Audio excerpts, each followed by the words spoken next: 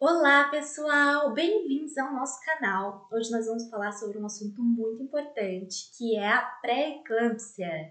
Muitas mamães têm medo dessa bendita pré-eclâmpsia e já ouviram aí às vezes sua mãe, seus familiares, parentes, amigas que passaram por esse problema ou tiveram um caso mais severo, que é a eclâmpsia, né? Que é a bendita eclâmpsia no momento do parto e que tiveram alguns danos e tem toda essa preocupação.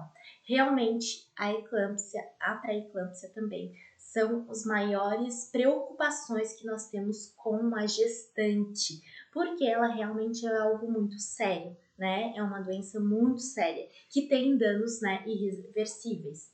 Então, vamos falar um pouquinho sobre esse assunto.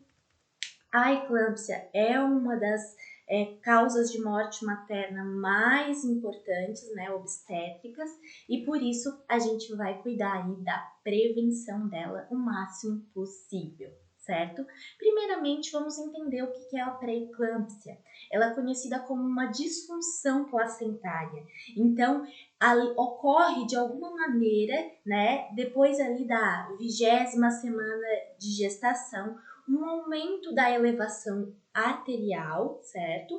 É diferente de ter somente uma pressão arterial, porque além dessa pressão aumentada, nós vamos ter aí uma perda de proteína pela urina e pode ter também disfunção de órgãos como fígado e rins. Então tem esse conjunto de coisas que, né, caracteriza a pré-eclâmpsia, certo? Diferente de uma hipertensão arterial que ocorre na gestação, mas sim, a hipertensão é um fator de risco para a pré-eclâmpsia, ok? Ela ocorre, então, esse desequilíbrio do sistema circulatório da mamãe, uma inflamação, se caracteriza também por uma inflamação, tudo por um mau funcionamento dessa placenta. Como exatamente ocorre isso? Não se sabe. É um dos grandes questionamentos aí da medicina, é saber como ocorre exatamente a pré-eclâmpsia. Nós temos aí diversos estudos, diversas formas, diversas hipóteses, mas o desenvolvimento em si da doença, né, a fisiopatologia bem descrita nós não temos, certo? Mas as consequências são graves e pode prejudicar o desenvolvimento do feto e botar em risco a vida da mãe e do feto também. Então você que está assistindo já deve estar pensando, meu Deus, será que eu tenho um risco de desenvolver isso? Então, os fatores de risco principais para desenvolver a pré-eclâmpsia é ser uma primeira gestação, certo? Tem um risco maior do que ser segunda ou terceira gestação. Ter uma idade avançada, a idade avançada está ali relacionada com todas as principais doenças da gestante. Então, diabetes gestacional, pré-eclâmpsia, hipertensão, são todos doenças da gestação que ocorrem como fator de risco à idade avançada. Por isso que eu falo que mamães aí mais de 40 têm que cuidar muito mais dessa nutrição e estilo de vida para prevenir essas principais doenças, e ainda assim não é uma garantia total, né? É só uma prevenção, é só um cuidado a mais que nós precisamos ter para conseguir evitar o que pode ser evitado. Outra coisa é já ter pressão alta. Então, se você já utiliza medicamentos, já cuida da pressão alta, é um fator de risco, tem que começar essa gestação cuidando muito mais. Tem histórico familiar, porque sim, tem uma ligação genética com essa doença. E também estar obesa, estar muito acima do peso ou ganhar um peso muito excessivo na gestação. É algo que eu sempre falo, ganho de peso excessivo é também um fator de risco para o desenvolvimento de qualquer uma dessas doenças. Por isso, o controle de peso é importante, não é para sair comendo por dois, não é para estar chutando o balde durante a gestação. É preciso e é necessário controlar o peso para ter um ganho de peso saudável e adequado, certo? Vale a pena, tá? Vale a pena. Outra coisa que não é tão falada, mas também é um fator de risco, é a reprodução assistida. O estresse materno, sim, também está relacionado. E a apneia do sono. O sono está relacionado também com todas essas doenças. E por isso, cuidar do sono, investir em qualidade do sono também é um fator importantíssimo para prevenir a pré-eclâmpsia. Tá vendo que não existe só um fator? Então, nós temos uma doença extremamente complexa com um conjunto de eventos. E veja que alguns desses fatores, eles são modificáveis, certo? Então, alguns é totalmente possível modificar, como, por exemplo, o sono, o estresse, a questão do ganho de peso, a questão da obesidade, e outros, eles podem ter os danos reduzidos. Por isso que a gente fala assim de prevenção, de tratamento, nós não temos nada totalmente eficaz que vá curar, não existe cura da pré-eclâmpsia, não existe algo que vá prevenir completamente, mas nós temos coisas que podem ser modificadas, fatores que podem ser modificados e danos que podem ser reduzidos.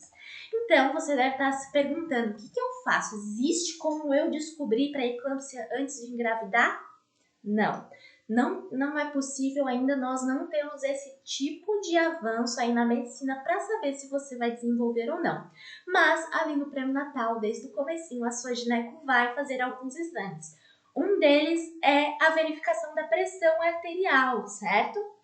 Então, todas as consultas, a ginecologista vai estar olhando a sua pressão, vendo se há alteração, vendo se atinge aí mais do que 14/9, né, que é o risco aí de aumento de pressão para a gestante.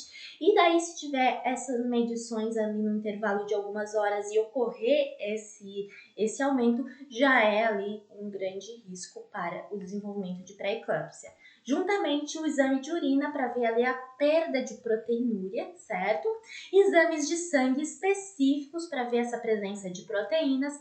A ultrassonografia também é importante porque verifica ali o crescimento, fluxo sanguíneo, líquido amniótico e o monitoramento fetal para ver a saúde desse feto, ver se esse feto tem aí o risco de nascer prematuro. Tudo isso vai ser importante para fechar em um diagnóstico de pré-eclâmpsia e também fazer esse acompanhamento. E aí, você disse, Nutri, que as consequências para a pré-eclâmpsia são extremamente graves. Que consequências são essas? Então, as consequências são tanto para a mãe quanto para o bebê. Para a mamãe, a pré-eclâmpsia pode levar ao caso de eclâmpsia, que é uma complicação, né? A pré-eclâmpsia e eclâmpsia, certo? Então, nós estamos falando de algo que é pré e a eclâmpsia é algo ali, um fator determinante final, que é uma complicação final, certo? E pode ocorrer a forma mais grave, que é a convulsão, que é extremamente perigosa. Além de AVC, que é o acidente vascular cerebral, insuficiência renal, insuficiência hepática, muitas doenças extremamente graves para a mamãe. Para o bebê, pode ter restrição de crescimento intrauterino, que é extremamente comum, é uma consequência muito grave da pré-eclâmpsia e também extremamente comum. Geralmente ocorre a mulher que tem ali a pré-eclâmpsia ou acaba se tornando uma eclâmpsia, ter um bebê com restrição de crescimento intrauterino, por consequência também prematuridade, baixo peso ao nascer e outros problemas de saúde, como malformações, também pode ocorrer, certo? Por isso que é tão importante ter toda essa atenção, ir ao pré-natal, fazer todas as consultas, fazer o monitoramento, ter um estilo de vida saudável, cuidar da alimentação, sono, exercício físico e estar aí sempre atento a essas complicações da mamãe e do bebê. E vamos falar sobre, então, nutrientes que ajudam na prevenção, certo? Não vou falar muito aqui sobre o tratamento. Nós temos aí um pouquinho mais a fundo no nosso curso, né? Gerando Filhos Poderosos, tanto a prevenção quanto o tratamento, com algumas dicas um pouco mais práticas. E eu vou falar um pouquinho aqui, que eu não consigo entregar tudo isso num vídeo, certo? Então, o ômega 3 é extremamente importante, por isso que a gente fala da alimentação dos peixes, né? Pelo menos 2 vezes por semana. O ômega 3, ele é anti-inflamatório, então capaz de reduzir a pressão arterial, certo? Sempre procure utilizar peixes de água mais doces, rasos, que não tenham um índice de mercúrio elevado, como o salmão, como a sardinha, nunca o atum, certo? Além disso, nós temos algumas sementes ricas em ômega 3, como chia, linhaça e nozes. O magnésio ele é um mineral essencial para diversas reações no corpo. A gente estimula que praticamente tem 400 reações no corpo que ocorrem aí por via do magnésio, certo? Como cofator. Então, o magnésio ele ajuda a relaxar os vasos sanguíneos, reduzindo a pressão arterial, que é muito importante ter esse controle da pressão. Esse é o grande tratamento aí durante todo o período de pré-eclâmpsia que a mulher tem, é a redução de pressão arterial. E o magnésio vai atuar com isso. Nós temos diversos alimentos ricos em magnésios, como abacate, espinafre, amêndoas, feijão. A vitamina D. Vitamina D ela é essencial também para regular a pressão e controlar a inflamação. Via alimentar, a vitamina D a gente não consegue atingir níveis bons porque é muito baixa. A nossa maior fonte de vitamina D é a exposição solar. E suplementos, caso você precise. Eu moro no sul do Brasil, aqui as mulheres do sul não têm todo ano, durante todo o período de ano, um sol acessível, né? Com raios que vão realmente gerar essa síntese de vitamina D, porque nós temos um longo período de inverno. Mas você que é aí mais do nordeste, norte do país, tem um sol mais acessível durante todo o ano, certo? Então aqui as nossas mulheres usam muito mais suplementos de vitamina D. Antioxidantes, alimentos antioxidantes também vão ajudar a reduzir essa inflamação, certo? Então, essa doença também tem um cunho inflamatório, por isso que esses anti-inflamatórios vão ser importantes. Os antioxidantes vão atuar aí nas células de estresse oxidativo. Legumes coloridos, prato colorido, brócolis, tomate, cenoura, abóbora, tudo isso tem esse antioxidantes para você. E para finalizar, a vitamina C, que ela é importante para a função dos vasos sanguíneos e também para reduzir a inflamação. Pimentões, frutas cítricas, kiwi, goiaba são alimentos riquíssimos em vitamina C. É importante saber que a inclusão desses alimentos, apesar de muito importante, eles precisam estar em um conjunto de alimentação equilibradas. Eles sozinhos na dieta não vão agir completamente. Nós precisamos estar com todos os nutrientes adequados, os horários corretos para a alimentação e você ter um estilo de vida por completo bem ajustado. Outro fator muito importante que eu não posso deixar de falar sobre a pré-eclâmpsia é a relação microbiota e a pré-eclâmpsia. Então, a saúde intestinal, ela tem tudo a ver com a prevenção da pré-eclâmpsia, certo? Então, foi vistos vários estudos que as bactérias benéficas em quantidade adequada ajudam a evitar o desenvolvimento da pré-eclâmpsia, certo? Porque o desequilíbrio da microbiota intestinal, que se chama desbiose, pode levar à inflamação crônica e outras doenças, certo? Então foi testado inclusive o uso de probióticos para melhorar a saúde intestinal e foi visto que sim, essas mulheres que utilizavam os probióticos tinham uma flora intestinal melhor, reduziam a inflamação e diminuíam o risco dessa doença, certo? Então, além disso, boa hidratação, reduzir o álcool e ter uma alimentação rica em fibras, ricas em alimentos naturais, ajuda a ter um intestino maravilhoso. Além de equilibrar essa microbiota, você consegue absorver muito mais esses nutrientes todos que nós falamos e ter como consequência um estado aí metabólico no corpo muito melhor, reduzindo o risco dessa doença, certo? Vou falar para finalizar alguns alimentos chaves para a prevenção da pré-eclâmpsia.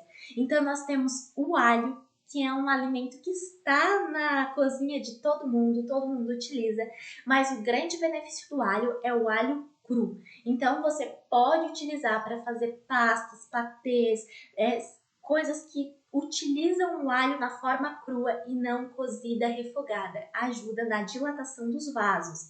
Outra coisa que eu utilizo muito nas minhas prescrições é a beterraba, rica em óxido nítrico, também ajuda nessa vasodilatação, certo?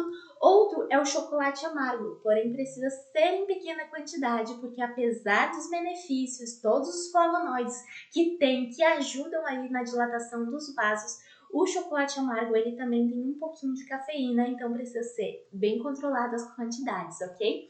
E os vegetais folhosos, que é excelente, também ajuda aí na vasodilatação e melhora toda a circulação.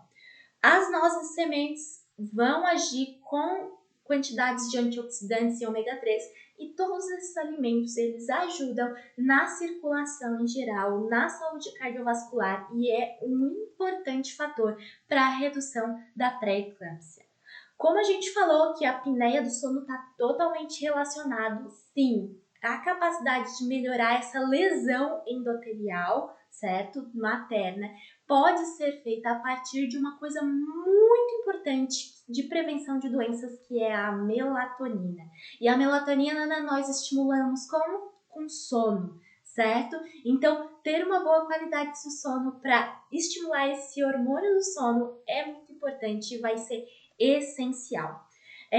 Se você sentir dores de cabeça intensa, inchaço, principalmente nas regiões dos olhos, pernas, uma dor abdominal forte, fora do comum, que não é aquela dor assim abaixo do ventre, da barriga, que geralmente ocorre, ou as cólicas do primeiro trimestre, uma visão turva e problemas aí no feto, sai agora, vá procurar o seu médico. Se o médico não tiver disponível, procure um hospital, porque sim, é um risco aí de você estar com pré-eclâmpsia e precisa urgentemente tomar medidas para apaziguar esse problema, certo?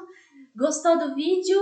Te espero aqui no canal. Curta, comenta, ativa aí o sininho para receber os nossos vídeos, as nossas notificações. Toda semana tem vídeo novo para você ficar por dentro de tudo que você precisa fazer para prevenir as principais doenças na gestação e também utilizar o poder da nutrição para conseguir gerar um bebê saudável. Um beijo, até mais!